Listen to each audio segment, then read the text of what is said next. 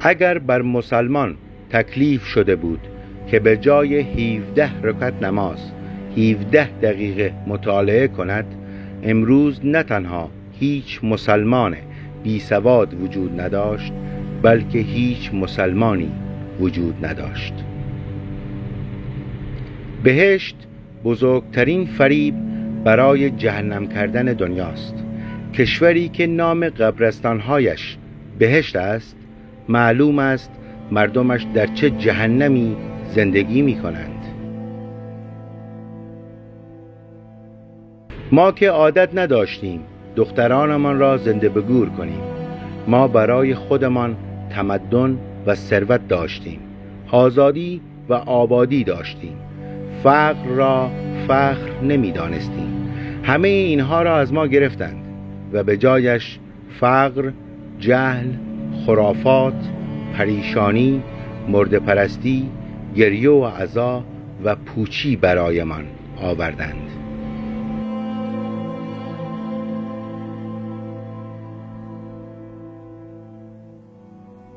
روزی که خرافات از در دین وارد شد، خرد و تفکر از در جمجمه به پرواز درآمد.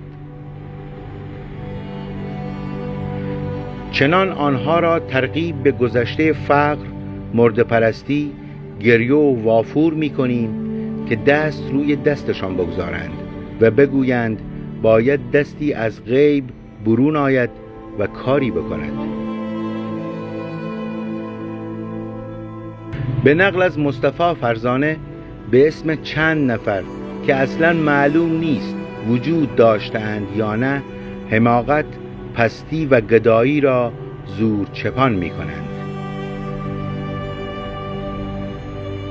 عربها اسلام را منصفانه بین خود و ما ایرانیان تقسیم کردند.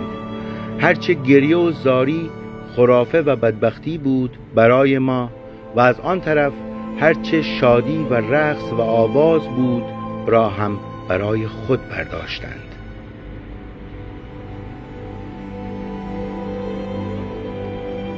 میخواهم هر آنچه از کودکی به خوردم دادند روی خودشان بالا بیاورم.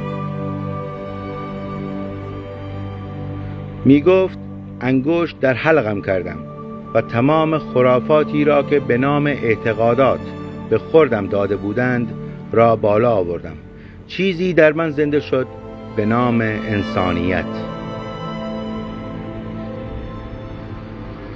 ما چقدر به سادگی نیاکان خودمان خندیدیم. روزی می آید که آیندگان به خرافات ما خواهند خندید.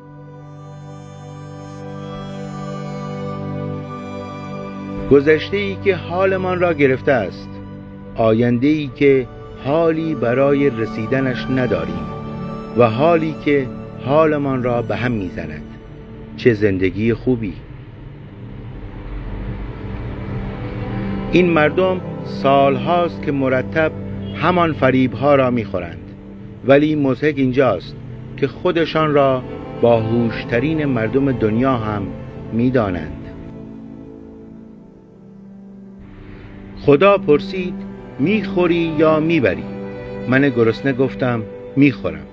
چه میدانستم لذتها را میبرند، حسرتها را میخورند.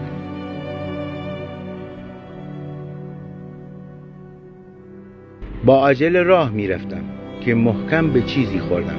آدم بود. منتظر بودم پرخاش کند. لبخندی زد و رفت.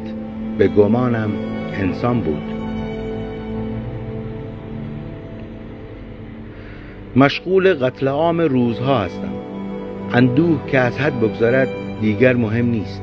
بودن یا نبودن، دوست داشتن یا نداشتن. غرق میشوی در سکوت. جای گله از کسی هم نیست. اشتباه از همان روز تولدم بود.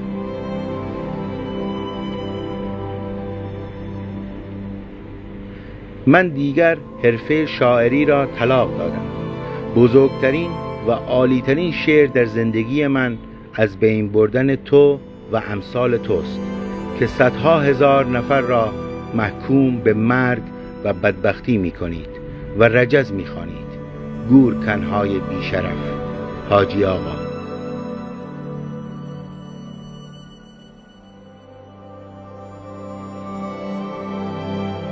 دلیلی داشت که علمای دین فتوا دادند خواندن کتاب‌های صادق هدایت حرام است.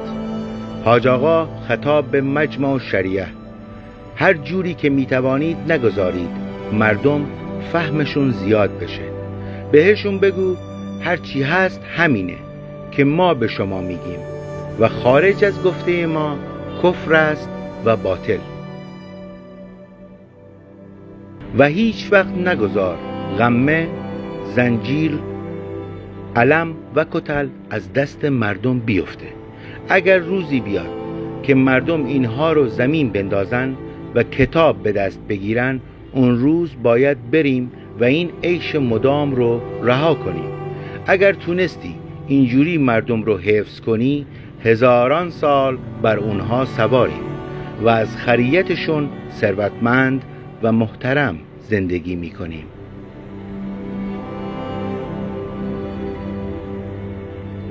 اگر در هر 1000 نفر یکی هم مثل این شاعر چرندباف پیدا شد، نترس و فوری اتهام کافر بودن بهش بزن.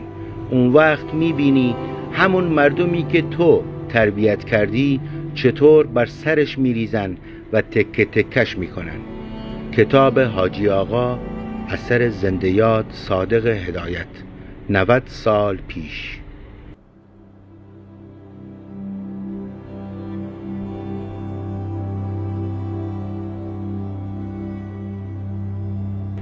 هر کس به سهم خود از دنیا چیزی برمی دارد. من از دنیا دست برداشتم. بهشت بهترین بهانه برای جهنم کردن دنیاست. به هر چیزی در جهان پناه بیاوری در امان خواهی ماند، اما کافی است انسان بفهمد بی‌پناهی. مرگ دریچه امید را به سوی ناامیدان باز می کند. یاد من باشد تنهاییم را برای خودم نگه دارم و بغض‌های شبانه‌ام را برای کسی بازگو نکنم، تا ترحم دیگران را با اظهار علاقه اشتباه نگیرم. یاد من باشد که فقط برای سایه‌ام بنویسم. مردم هرچه بکارند همان را درو خواهند کرد. مردم راهنمای مدبر و عاقل می‌خواهند که درد اصلی ملت را بفهمد و درمان کند. چه می شود کرد؟ سرنوشت پرزورتر از من است. برای من بزرگترین معجزه همین است که وجود دارم. در زندگی آنقدر کم تفریح است که دیگر لازم نیست بیاییم برای خودمان بدبختی‌های تازه‌ای بتراشیم. قصه فقط یک راه فرار برای آرزوهای ناکام است. نامت تا ابد جاوید باد.